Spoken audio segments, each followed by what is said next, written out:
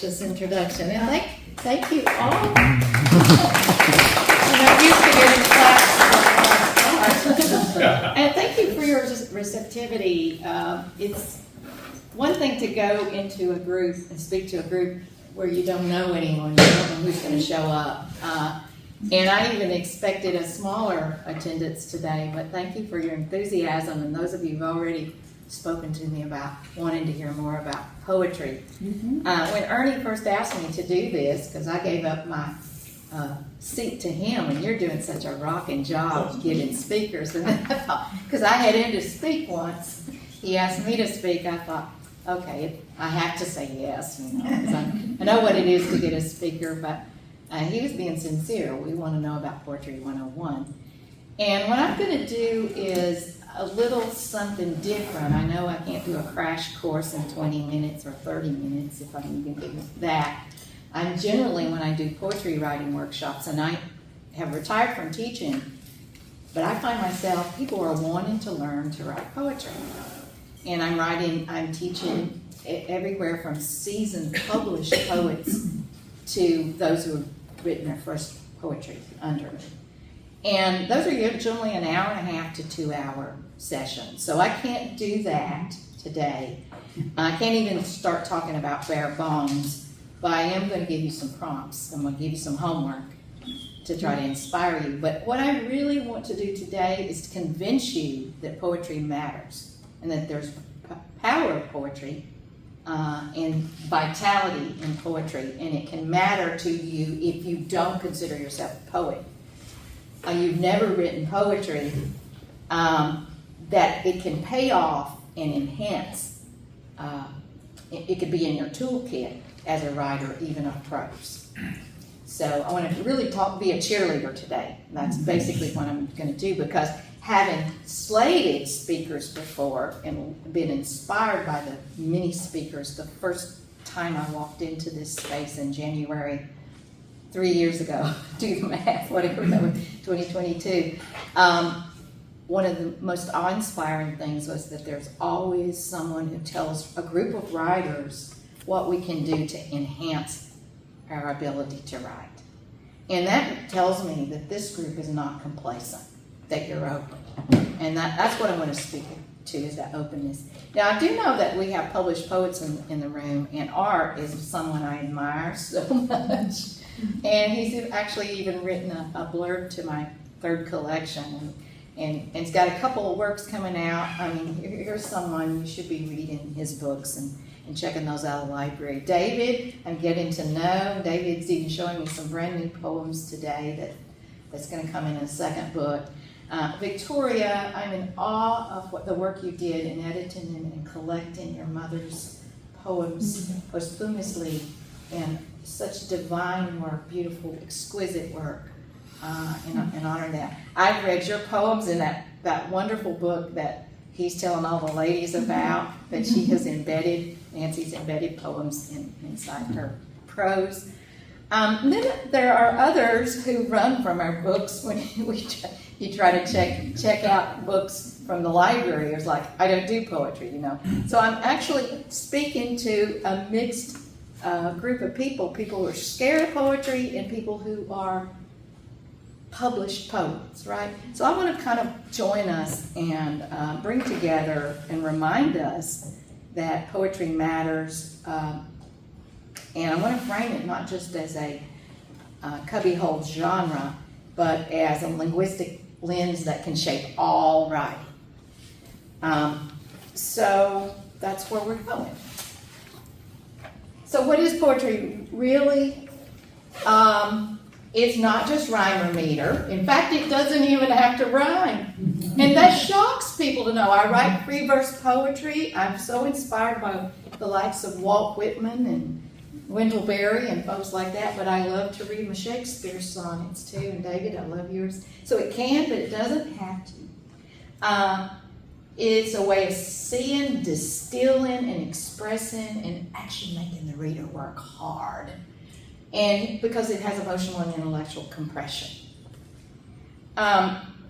Coleridge says poetry is the best words in the best order. Because We have to work hard to get in an economical space. Jim told me right before, when you first came here and spoke to me today, he goes, I have respect for you poets. Because we do have to work hard to get words in the right order, in the best order, and have precision and echo resonance and context.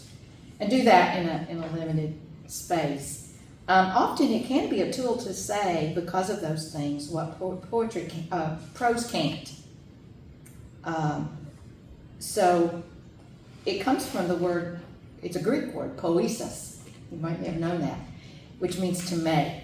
So at its core, poetry echoes essential creativity. And so if you've not been someone who's been turned on by poetry before or even played with it, I'm here to be a cheerleader to tell you that it could be something awesome to have in your toolkit. There are some common myths that push writers away, not just readers, I'm talking about writers, which shocks me. That, first of all, people think that they can't tap into it sometimes, that it's hard to understand, that it has to rhyme. And in fact, it might be intimidating because you have to work hard in a limited space sometimes to create a meaning. One of my favorite, it's actually my first grade literature professor, my freshman year in college at Lincoln Memorial University, Luella Watson, said to me, to break this down and let you know, when you're analyzing this poem, it was in a lit class, she was telling everyone, poetry is not just what the author intends, that you have to work to get that meaning. 50% is what the poet brings to the page, and the other 50% is what is spoken. I'm getting a name and nod. What is spoken to the reader? I have had readers to come to me. I actually read a poem. Actually, it was my first reading. I'd written a poem about my mother. And we're trying to remember her as I was walking through the woods. And there was a lot of nature in the background. And this was all about my mother. And I had but I didn't tell the group that. And I had someone to speak up, a young lady who says, it's very feminist. It's very Mother Earth, kind of whatever. I'm thinking, good for you if that's what it means to you, So it's just like a song. We play a song. There's a kinship between poetry and music. And if we're listening to something that's so condensed, we're probably getting some vibes and some kinship out of those songs we hear on the radio that would blow those songwriters' minds or those singers' minds. So poetry is much that way.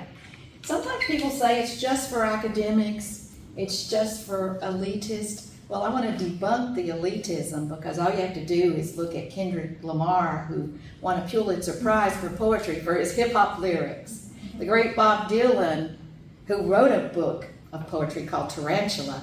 It's wicked and wild, I'll tell you. We expect that from Bob Dylan. But look at his lyrics themselves. They exude poetry. And he actually, about 7 or 8 years ago, won the Nobel Prize in Literature just for his music. So it's accessible. Those guys prove it's accessible. Taylor Swift, actually I'm on my next slide, probably. Poetry is everywhere. Harvard University is actually teaching a course, they've done it for a couple of years, on the metaphorical, poetic nature of Taylor Swift's music. Yeah. And it was so popular, they've kept it. So poetry is everywhere. You just didn't see it. If you strip away to movie monologues, you might hear, them echoing Shakespearean sonnets, whatever. Advertising slogans. I'm thinking of, just go home and have that as a homework assignment. Where can you hear some poetic language and some advertising slogans that pulls people in? So that tells you right from the get-go, poetry can be commercial too. Remember this back from a couple years ago? Maybe she's born with it. Maybe she's labeled. There's something about that repetition and that cadence for a makeup commercial that lured people in. So it's not just a genre, it's actually a mode of thinking and understanding and expressing culture. embedded into popular culture. Our popular culture actually, for the recent examples I've given, thrives on poetic thinking without even a labeling and calling it that. So if you see some vitality in poetry, you are claiming to recognize that this opens up new ways to appreciate culture and communications. Now, I'll give you a case in point. The new poet laureate of Knoxville, my good friend Linda Parsons, just stepped in. I think Black Atticus was the previous poet laureate, and he's a wonderful poet. I've met him, and it's such a great honor to be in his space. But he's passed the torch to Linda Parsons, and one of the things, she contacted me and about other 19 poets of the region, connections to Knoxville. And she is going to put poetry in public spaces across Knoxville. How cool is that? Like outside of Iams, underneath World's Fair site statues. And so you'll see a couple of my poems out there somewhere. But you'll see all other more famous poets like Black Atticus and Linda Parsons there. So that tells me that and this is all supported by the mayor too. This tells me that there's some hunger for poetry. But what prose writers can learn from poets are things like this. If you've not toyed with it, but if you have, you know what I'm talking about. This economy of language, I already mentioned the fact that poets have to do a lot with a little. And that can benefit us all. Sometimes saying the most with the fewest words is a superpower. Am I right? Sometimes we're writing prose, and I write prose too. I'm actually working on my first novel. I've published articles too, so I've written in prose. So I've noticed sometimes it's not all about the long sentence. It's working up to maybe you have a short sentence that has a punch and it's loaded with some strong words and some imagery. And I feel it's a superpower. And also eliminating unnecessary words and expressing ideas concisely. How many of you go to the thesaurus and fight and search? I got the amen chord right. Right. All of us do, right? We're trying to make the words fit best for what we're conveying to the audience. And that poetry can help you with enhanced voice and rhythm. Because there's pacing and a musicality of words, this can be great for dialogue. When you're opening the mouth of your protagonist and you want them to say something that sings, right? So the impact of word choice and sentence length and even structure on the reading experience is something that poets are really in a crunch dealing with, but y'all deal with too. This helps you also, poetry helps you develop a keen eye for imagery, sharpened imagery. Vivid sensory details can help enhance descriptive prose, right? As can seasoned metaphors, adding clarity and depth. So I know everybody in this room is familiar with the power of symbolism. We may, in a scene, in a play or a short story or a novel, have something like a sunset or a lamp or darkness. I mean, we're painting the imagery and symbolism with things that tell the reader what to expect, maybe foreshadow something that will happen. Poetry gives you a chance to see that in a condensed space, and it also helps you to expand creative possibilities, because the playing around and looking at different poetic forms and techniques can inspire writers to break some conditional writing conventions and sometimes do something new and cool, like Nancy embedding poems in her novella, right? And look at I've studied a lot of modernist and postmodernist writers, novelists, because that's what I studied most, working on, when I studied literature. I studied novels, but you're writing so well. And I saw that there was places where invention comes in and makes the great novelist even better. Sometimes that's something you have to do, depending on what you're trying to create and give to the reader. And you are looking for the most powerful ending in a novel, aren't you? A clincher. So good poetry can help exercise, and reading good poetry and writing poetry can help you play with powerful endings, resonant endings that impact the reader as they walk away. I learned all this, like I said, from the multi-genre masters. Langston Hughes, one of my favorite poets, but he's done plays and short stories. Emily Bronte, Tolkien, Lewis. I could list a whole bunch of people. I have a picture of Margaret Atwood because she's my BFF. She is my favorite. She doesn't know that we're best friends forever, but I actually wrote a dissertation chapter on The Handmaid's Tale before it went viral and it was on Hulu. And I contacted Harcourt Brace and went through a chain. I was telling Brenda this because she was excited to see my post back to say, before y'all discovered The Handmaid's Tale, Margaret Atwood, I was with her 30 years ago, talking to her, phone interview.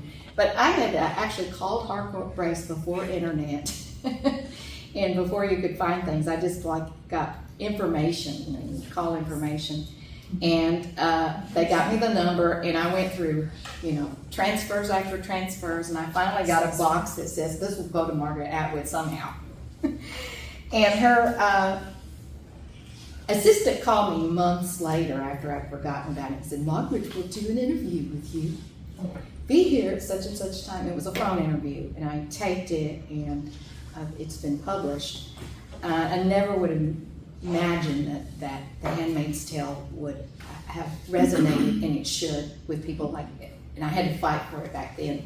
But all that to say, what I saw out of that novel is what I'm talking to you about y'all today. Margaret Atwood was first, before she wrote that novel, a great poet, is a published poet, an honored poet. But if you read that book, you'll see the resonance because of the subject matter, where you have this protagonist that is writing subversively over in the corner, and she's writing what matters in stripped down language, and it's pure poetry. So that's an example of where books really sell because it's doing a little bit more than just giving us prose. How can you start? How can I inspire you to start? Well, I'm going to give you a couple of prompts real briefly, but I'm going to tell y'all, do yourself a favor and read at least a poem a week. Or start today checking out all our books in the library and read a poem every day. But if you read one a week and start short, see how that starts to change your lens of thinking. Terry Shaw was here. I actually got him in March of 2024 to speak to us. And I remember what he said as editor of Howland Hills Press. One of the things that shocked me in his PowerPoint of telling writers what to do. Do y'all remember him giving that advice of read as much poetry as you can? I was inspired by that to do this. So write some micropoems, and I'm going to give you a couple of micropoems like haiku for fun that you can take away. I will tell you that when Cheryl sends the minutes to us all in a couple of days of this meeting, I'll piggyback upon that as a reply to all and send this PowerPoint, because there's some things here, especially the prompts, that I know some of you are going to take as serious homework.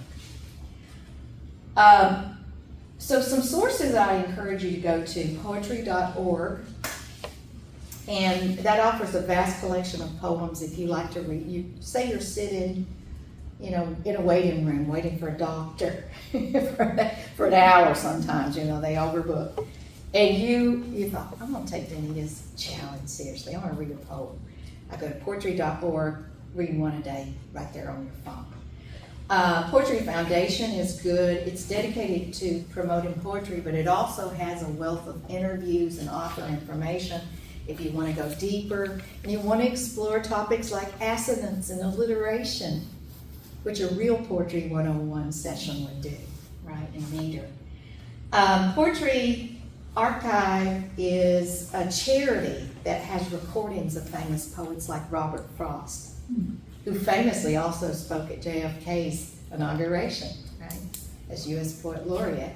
So finding those old voices and listening to those might inspire you.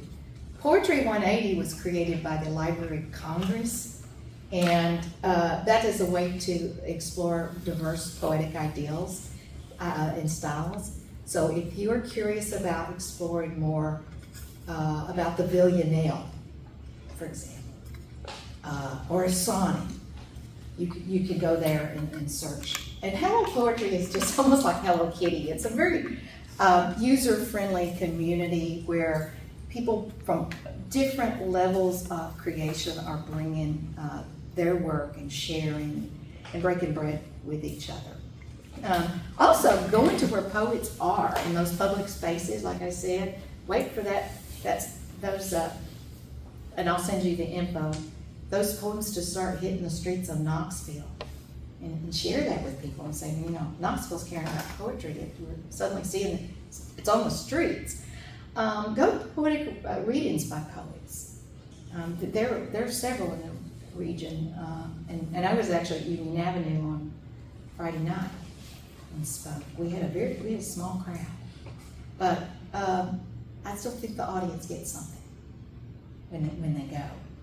And I will tell you that I do think poets do congregate a little bit more, I think, in reading spaces with each other and read out loud. But there was one novelist there who read with us. So I'm thinking maybe that we can learn from what poets are doing by getting up and sharing their poems at open mics. Couldn't we do that as a group? Sharing parts of our novels or prose work and have her read it someday. And I just thought of that on my feet here. But I will trust the source that's in it. Now for some practice. Grab some paper, whatever. We have a few minutes. I'm speaking fairly fast. Yeah, grab paper, phone, whatever, or grab your phone and take a photo. I'm going to talk to you. I'm going to give you 4 short prompts. And I don't know that you're going to have time to really do much today, but you might write a thing or two down. Like I said, I generally do 1.5 hours to 2 hours workshops where I give a prompt. Students have 15 minutes to write, and then we all share, and then we all do this. But here's a way to play with poetry if you think you want to join the group of us poets and you want to have your first poems written on page. And it's an aha moment for you. You've suddenly kicked off a bucket list item.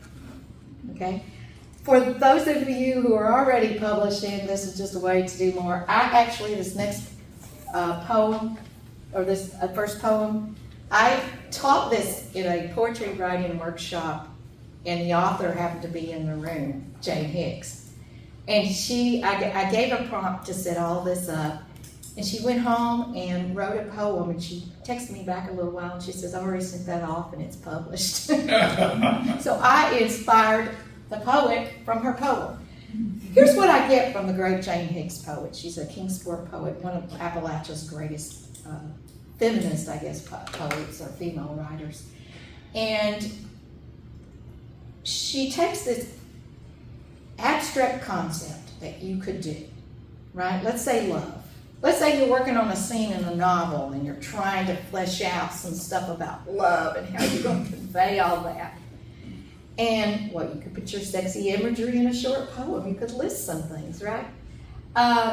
So her title is simply What Matters. How concrete is that? Not very. It's very abstract. But she gives things like country ham. I can already smell it, right? There's a difference between country ham and store-bought ham. Strong coffee, hot biscuits, black pawpaw blossom as we bide spring. Flannel sheets. It's tactile. Somebody's excited. Yeah, feel free to take pictures, but I'm going to give this to you. So she makes tactile You can smell, you can taste, you can touch. She taps just in 6 stanzas, tercets, they're three lines each, defines to her, or through the voice of the speaker, whoever the voice is in that poem, what matters. I encourage you to do this, steal that same poem, or same title, or give it another abstract title, like happiness, or friendship, or authors, right? Authors' love for each other, whatever, and list some things, okay? And not gonna have time to play with that, but I already see I've got some people in here sold. I'll tell you what to tell my people in my 2-hour workshops. I'll give my email again here at the end. Send me that poem that I inspired, I hope to read. How about the 6-word poem? 6-word poem can also be, it was invented by Ernest Hemingway. It also can be called the first flash fiction. Help me out, Ernie. What was that about baby shoes never worn? For sale, baby shoes never worn. Yeah, you know what I'm talking about. Oh my goodness, what does that say already about grief and hardship and loss? And doesn't your heart just melt and you know, you tear up? Just those 6 words. So what poetry does, and Hemingway, once again, I read him a lot in my PhD program. I love Hemingway. I love Faulkner too. But man, they had a fight about, you know, how you put sentences on a page. Because Faulkner could have one sentence that was over 3 pages, and here Hemingway was like, I'm gonna punch you. Three lines, 6 words. But here's some that just threw down, like a story of heartbreak and atmosphere. Rain fell, silence grew, hearts grow. Hope and renewal in a few words. Sunrise whispers, begin again, I listen. Resilience in a nature metaphor. Roots deep, leaves gone, still standing. Unrequited love in a micro drama. She smiled, I died, she left. No need to even add hasta la vista, baby, right? And then an existential theme like no map, just stars, still lost. In 6 words, and you could actually write this as a tercet. You have 3 lines. You could go on to another 3 lines. You play around a lot of this. But couldn't that be a huge tool in your toolbox to be able even to plant some of those powerful sentences into your prose? I think each of us could do that. You walk away, if you've done that already in your writing as prose writers, I would say what I say when I read writers like Silas House from Kentucky. I'm reading his novel Southernmost right now. Silas just now published his first book of poetry, but he's like a New York Times bestseller novelist. And I'm reading and I'm thinking, oh boy, this is so poetic. We say that about novelists, and you're really creating poetry in your words without even knowing it sometimes. I wouldn't even know it. And here's an example of how. Acrostic poem is something good to play with for an exercise tool. I taught a nature writing workshop over in the Smokies this past January. I tried this, and I had a room full of people who had basically never written poetry. And I said, just pick a natural image. It could be turtle, it could be sky, winter. And what you do with an acrostic poem is that you write vertically the word that poem is going to be about. And you start the first line somehow with the first letter that's in that line. So like I have the S in sky, so blue when I look up, kissing the clouds, you are always changing colors. And you could highlight this for yourself, but you even take that away and not even tell the reader that it's an acrostic poem. Now, that is a good way to plug yourself into a form that you've decided. The only thing that has to fit, though, is that you just have to start the first line with the first letter, or whatever you choose. Okay? And I encourage you to do that. Just take one word. I did this also, I did a workshop, since that went so well in January. I was called to do a writing workshop in my hometown in a coffee house. Got quite a few people, and I did it on love, right? And so they did things like that of love. I know you have questions, but let's hit the haiku, okay? Before we close the door. A lot of times haiku scares people, just say that word, right? And I will tell you why in just a minute, because one of my students in the workshop told me that something that I said changed her perception of writing haiku. Therefore, she did it. It was amazing what she created. Here's an example of a haiku. You have to have, there's the only thing that you have to have is 5 syllables in the first line, 7 syllables in the second line, and 5 syllables in the third, okay? Now, you could get so inspired by writing a haiku that you decide, hey, I'm gonna keep writing, because one of my students did. She said, I'm gonna keep writing. I've got a whole poem. I haven't said everything. I'm gonna do a second stanza in another haiku and have it all connected. Stranger things have happened. But here's what I said that clicked with that one student. I said with. Think of it as beats, because a lot of times the word syllables just scares people. So, yeah, it does. Like, right? It scares people. Like, what's a syllable, right? For deliciousness, try fording this rivulet, sandals in one hand. That's what? One sentence. Could you not take that sentence and put that inside a novel or a paragraph of prose? Hey, there is such a thing called prose poetry, by the way, too. That's a whole nother story. But I would say try playing around with the haiku. Don't be scared of it. Just thinking, oh, I've got to get 5 beats. Do a little Kendrick Lamar, a little Black Atticus here, you know. That's how hip-hop poets create. You're thinking, hey, there's musicality. Am I doing that? And I read a lot of prose, a whole lot. Like I said, I wrote a dissertation on novels. And I find myself when I'm reading, there's a beat and a cadence. Do y'all do that when you read it in your mind, and you've got that, whoever that reader is, that anonymous reader that's sharing something in your brain, and that there happens to be a cadence to the way the words flow. So, in essence, and I think I've done okay on time, Ernie. Rita Dove, U.S. Poet Laureate, she happened to come to ETSU. She was in Johnson City last fall, and she said this: poetry is language at its most distilled and most powerful. And that's what I've been talking to you about. Distilling poetry and using it as a scaffold, not a sword. What does the scaffold do? Help you operate upon words on the page, not tear it up. You're not burning down the house, you're building it up. And let it shape your writing voice. And I'm piggybacking on what Terry Shaw said to us March last year, was let it somehow help shape our voice. Read widely, and write fearlessly. That's my challenge to you.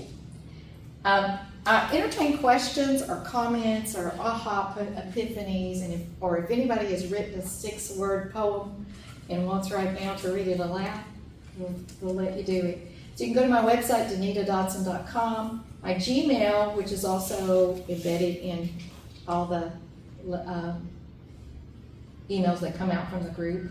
It's just my name in reverse, Dodson Danita, Gmail. And then Facebook, you can just find me under my name, or you can go to my author page. I know I should follow Victoria that way. I follow so many of you. So if we're not connected on Facebook and you're on Facebook or Instagram, friend me there. Do you have comments or questions? Yes, Wes, and then. You used the word distill twice. Yes. And I've never seen that word used the way you did, and I'm confused to what it means.